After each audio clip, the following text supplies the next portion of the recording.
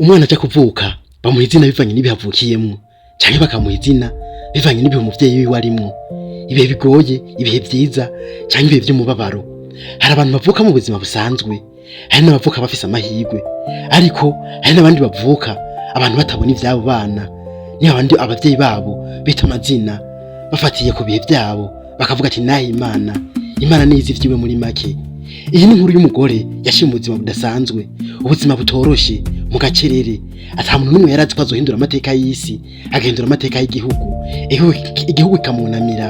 Iyi ni inkuru y'umuntu adasanzwe, Dr. Samia Suluhu, perezida wa mbere w'umugore mu mateka ya Tanzania. Samia Suluhu Hassan, naapa kwamba nitatenda kazi zangu za urais, nitaihifadhi, nitailinda na kuitetea Katiba ya Jamhuri ya Muungano wa Tanzania kwa mujibu wa sheria iliyowekwa.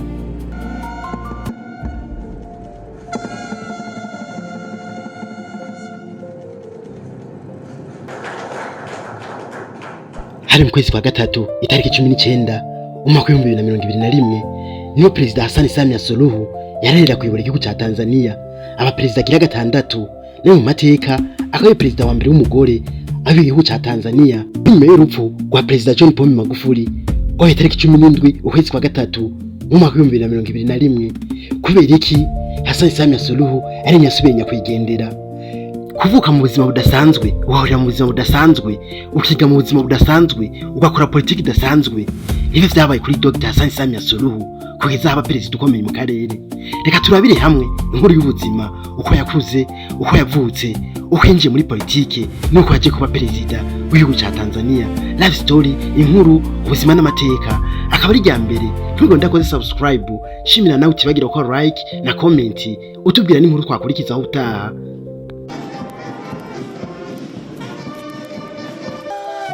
Hari kigwa kizwi cyane mu mateka ya Afrika y'ubuseruko, ni kigwa ca Zanzibar.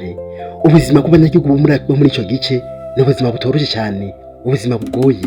Ico kigwa ca Zanzibar nico Dr. Samia Suluhu yavukiyemwo hari mu mwaka wa 1960. Samia Hassan Suluhu yavukiye mu muryango ukize cyane, yavukiye mu muryango w'abanyepolitike, yavukiye mu buzima busanzwe cyane. Se yakora akazi gasanzwe, nyina nawe yita ku rugo n'izindi nshingano zo muhira. Samia Suluhu akiri umwana yakuze yicisha bugufi, akunda kwiga cyane. Yarazi wa mugani wa Nelson Mandela uvuga ngo l'éducation c'est la base du développement. Yarazi ikintu kimwe gusa, amashuri niyo nzira y'umukura mu buzima busanzwe, akabigihangange, akabundi umuntu udasanzwe ku mugabane ndetse no ku isi. Samia Hassan Suluhu yize mu bigoye cyane, abakobwa ntibahabwa amahirwe mu mashuri, abenshi bahitamo kujya kubaka ingo zabo kubera kubura amahirwe angana n'ay'abandi mu mashuri. Ariko Samia Suluhu yafashe ingingo itoroshe cyane, guhindura amateka y'umuryango wiwe bishiye mu kwiga. Yize ivyerekeye economy, public administration, yiga leadership. Yagiye kwiga hanze y'igihugu, ibihugu nka Pakistan, India, eka na Amerika. Yaramaze kubona isi, abona n'ibihugu by'ibihangange uko biyobogwa, abayobozi babyo eka nuko bitwara. Ibi ntambwe ikomeye cyane kuri Dr. Hassan Samia Suluhu, perezida ubu tuvugana wa Tanzania.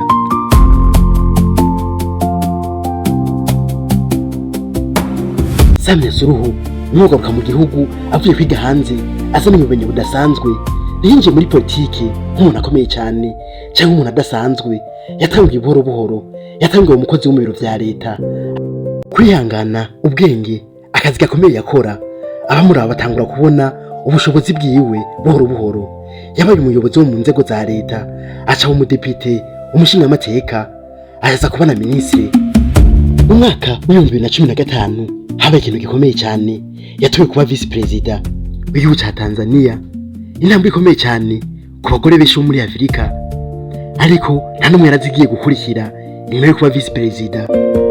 Kuza kuba perezida w'igihugu ca Tanzania kuri Dr. Hassan Samia Suluhu yabaye intambwe ya mbere ikomeye cyane, nuko yari vice perezida w'ico gihugu. Itariki 17 ukwezi kwa gatatu mu mwaka wa 2021 Perezida John Pombe Magufuli yitavye Imana.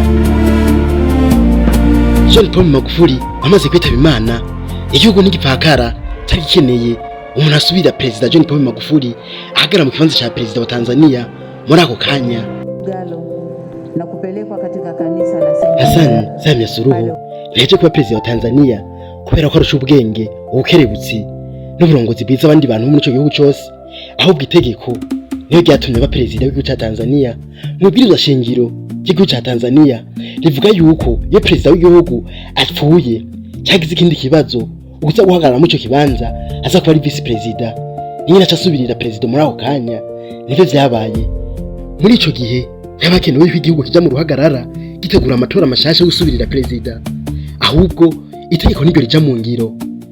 Icari gisigaye mu bihe bigoye, mu bihe by'umubabaro, hasigaye yuko perezida mushasha amenyesha abanyagihugu, amenyesha abatuye Tanzania umunsi wo kurahira ku mugaragaro, izuba riva, amakungu arorera, yiyemeze gutwara igihugu cha Tanzania.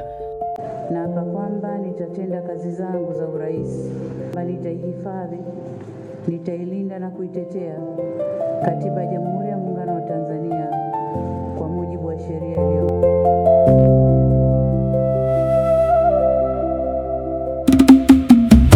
Amaze gufata ubutegetsi nyuma yo kurahira, abantu benshi batangiye kwibaza nimba ko kuri mugore azoshobora kuyobora igihugu nka Tanzania. Ariko nta kindi cyo gukora cyari kihari usibye kurenga amategeko, usibye kurenga ku bwirizwa shingiro. Bakavuga ati nta mugore ashobora gutwara igihugu.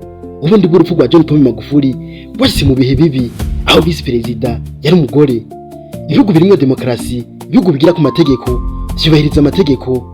Dr. Samia Suluhu bamushikiriza ubutegetsi, araja ko arayobora nka perezida w'igihugu cya Tanzania. Amaze gufata ubutegetsi, igihugu cyari gifise ibibazo bikomeye cyane. Ubutunzi bw'igihugu bwaragabanutse, abanyamitahe baragabanutse, umubano w'igihugu cya Tanzania n'ibindi bihugu warononekaye, ingenzi zaragabanutse. Abakurikiranira hafi politike y'igihugu batangwa kugira ubwoba n'amakenga, bibaza bati uyu mugore koko azoshobora kuyobora igihugu nka Tanzania. Ariko Samia Suluhu Hassan yari afise umugambi utandukanye cyane. Mu gihe gito cyane, Dr. Samia Suluhu yamaze gukora ikintu gikomeye cyane. Yagarukanye icyizere mu banyagihugu, akura amakenga ko bari batangiye kugira ubwoba, bibaza ko azoshobora kuyobora nuko atazobishobora. Mu gihe gito cyane, Dr. Samia Suluhu yafunguye igihugu ku bashoramari, abanyamitahe baragaruka, ingenzi ziriyongera, umubano mwiza n'ibindi bihugu, yateje imbere ubucuruzi, yashigikiye abagore mu buyobozi. Ubutunzi bw'igihugu cya Tanzania butangura kwiyongera, butangura gusubira kuduga mu karere no ku isi. Batangura kubona idarapo rya Tanzania bushasha mu yindi shusho nshasha.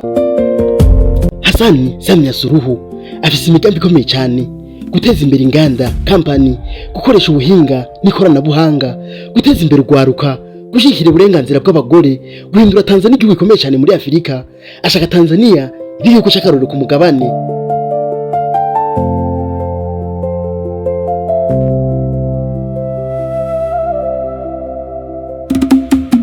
Hari ibintu abantu benshi batazi kuri Samia Suluhu. N'umugore akunda gusenga cyane, akunda ubuzima bworoshe, akunda kwiyerekana cyane, akunda agacerere. Ariko nyuma y'ako gacerere kose haba ubudahangarwa bukomeye cyane. Yashiye mu buzima budasanzwe, ariko aza kuyobora miliyoni z'abantu batuye mu gihugu cya Tanzania.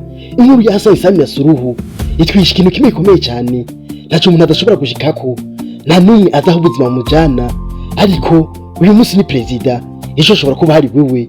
Reka nshimire wagerageje kubana natwe LifeStory, inkuru, ubuzima n'amateka.